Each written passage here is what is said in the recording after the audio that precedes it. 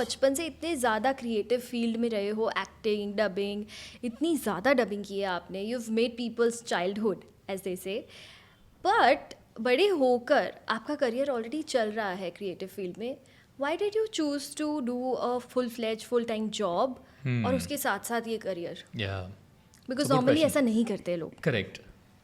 और मुझे दोनों मतलब वॉइसिंग में भी पूछते हैं लोग कि अब क्यों कर रहे हो जॉब, और जॉब में भी लोग पूछते हैं कि यार तुम्हारी तो इतनी अच्छी क्रिएटिव फील्ड है तो क्यों ये मतलब ये क्या कर रहे हो, कहाँ अटके हो.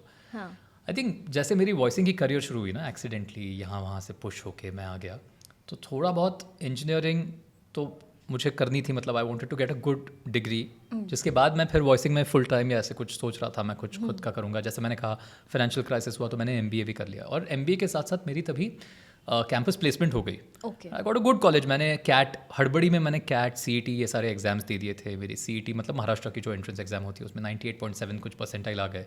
तो कभी कभी ना जब अच्छे मार्क्स आ जाते हैं और थोड़ा बहुत ठीक ठाक कॉलेज मिल जाता है, प्लेसमेंट हो जाती है, तो आपको लगता है चलो अभी इतनी मेहनत लिए तो थोड़ा और कर लेते हैं, थोड़ा और कर लेते हैं, एक जॉब कर लेता हूँ फिर छोड़ दूंगा. तो वो एक जॉब की, वो काफ़ी दूर थी घर से, फिर वहाँ से मैंने वो मैनेजमेंट कंसल्टिंग जॉब थी, फिर मैंने एक टेक्नोलॉजी कंपनी ज्वाइन की. तो वो उस कंपनी में जो आपने पहले बताया कि मैं लैपटॉप लेके डबिंग करता था, तो उसमें मुझे वर्क फ्रॉम होम मिलता था पूरी तरह. मतलब मैं 5-6 साल उस कंपनी में रहा और मुझे वर्क फ्रॉम होम थी. मुझे मैं जो काम करना चाहता था उसकी आज़ादी थी, और मैं अपना काम भी पहले की बात है, मतलब बहुत पहले. तब वर्क फ्रॉम होम क्या होता है लोगों को पता ही नहीं था कि ऐसा भी काम किया जा सकता है. This was back in 2013, 14, 15.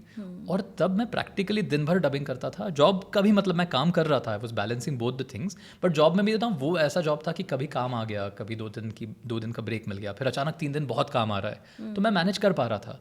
तो वो वजह नहीं मिली कि मैं छोड़ दूं. जब तक मैंने कहा चलो यार पैसे आ रहे दोनों तरफ से तो क्यों छोड़े, तो मैं लैपटॉप लेके आता था, डबिंग कर रहा था. फिर लॉकडाउन के आसपास आई हैड टू डिसाइड कि क्या करना है, क्योंकि स्टूडियो भी था, फिर ये भी चल रहा था, फिर शादी, फिर बच्चे, फिर you have only so many hours. बीच में मैंने स्क्रिप्टिंग के काम शुरू कर दिए थे. जब मैं जॉब के लिए जाता था 3 घंटे मैं बस में बैठता था, तो मैंने सोचा यार ऐसे ही टाइम वेस्ट कर रहे हैं हम लोग बैठे बैठे, तो लैपटॉप है तो क्यों ना स्क्रिप्टिंग का काम शुरू करें. तो वो 2-3 साल किया. देन आई रियलाइज कि कभी कभी ना कहना पड़ता है किसी काम को, कि स्क्रिप्टिंग में ऑल्दो पैसा था, और मुझे लगा यार I am not enjoying this, और वो डेडलाइंस के कॉल आने लगते थे, आपकी स्क्रिप्ट लिख के हो गई, और मैं because of all these things कभी कभी डिले हो जाता था. तो मैंने कहा नहीं, you have to say no to things. तो धीरे धीरे करके then I had to decide अब करना क्या है. तो मैंने स्क्रिप्टिंग का काम बंद कर दिया, स्टूडियो अभी हमने वाइंड अप कर दिया है. तो अभी डबिंग और मेरा जो जॉब है, तो मेरी जॉब में भी जो अभी ग्रोथ हो रही है वो काफ़ी अच्छी हो रही है. I am liking the work that I am doing there. कोई ऐसी वजह नहीं मिली है कि मैं छोड़ दूँ. But having said that creative field is always a creative field, so may be in the future अगर कुछ इफ थिंग्स चेंज, बट जब तक मैं ये दोनों कंटिन्यू कर पा रहा हूँ, आई थिंक अभी एक एकदम सही बैलेंस है कि मैं आई थिंक कि I am working 6 days a week. Monday to Friday मैं अपने ऑफिस के लिए काम करता हूँ. 6 days सैटरडे, जैसे ज़्यादातर लोग 6 दिन काम करते ही हैं, मैं पूरे दिन डब्स करता हूँ, सुबह 9 से लेके से शाम को 7-8 बजे तक. And then Sunday with family, and then जब वेकेशंस पे जाते हैं तो of course we spend time with family. तो I don't have a answer. अभी तक मैं सोच रहा हूँ कि मैंने क्यों नहीं कभी जॉब छोड़ी, बट द आंसर इज़ वहाँ पे ग्रोथ होती गई, और फिर ऐसे लगता है आपने 10 साल इन्वेस्ट कर दिया यहाँ पे, now you will start getting the rewards जो आपने इतनी मेहनत ली थी. You are growing in the organisation, आपकी वहाँ भी ग्रोथ हो रही है.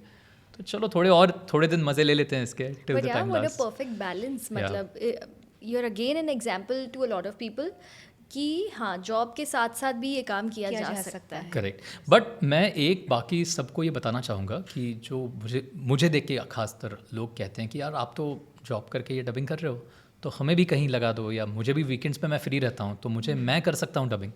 तो मैं उन सबको यही बताता हूँ कर सकते हो, बट मैं अभी जो कर रहा हूँ वो मेरी पिछले 25 साल की मेहनत है. तो मुझे आज अगर मैं किसी स्टूडियो से कहूँ कि यार मैं ना सिर्फ सैटरडे को आऊँगा, मैं सिर्फ सुबह आऊँगा, मैं सिर्फ, तो वो अकोमोडेट करते हैं मेरे लिए, which is a very big thing. And I am actually, मुझे लगता है कि आज वो नहीं, अगर नहीं करना चाहे तो किसी और को ले सकते हैं, but it is the hard work या मेरी रिलेशनशिप जो उनके साथ है, कि वो आई डोंट थिंक आज अगर कोई न्यू कमर इधर आए जिसको सिखाना पड़ रहा हो, जिसके पास उसके लिए कोई इतना आउट ऑफ द वे जाएगा. तो काफ़ी लोग ये पूछते हैं कि आप कर रहे हो तो हम भी कर सकते हैं. सबकी एक थोड़ी अलग जर्नी होती है. अगर आपको सीरियसली करना है तो I would say take a break of 6 months, इसमें करियर ट्राई कर लो, टेक अ सबैटिकल. ऑफिस में, कॉर्पोरेट ऑफिस में आपको मिलते हैं आजकल सबैटिकल, कि आप 6 महीने बाद दोबारा ज्वाइन कर लो, और उन 6 महीने में पूरा ट्राई करना आप, कि जब कोई आपको बोले कि वेंसडे को ऑडिशन हो रही है, तब आप ये ना कहो कि अरे नहीं मेरी तो ऑफिस की मीटिंग है, मैं नहीं आ पाऊंगा. फिर आपको दोबारा बुलाएगा नहीं कोई. तो if you want to pursue it as a career now, मेरी एक अलग जर्नी थी, बट अगर आपको अब करना है अलॉन्ग विथ योर वर्क, तो you have to take a break, take it professionally. जाओ, ऑडिशन दो, ट्राई करो, अगर हुआ तो इट्स गुड, नहीं हुआ तो then you are back to corporate. Okay.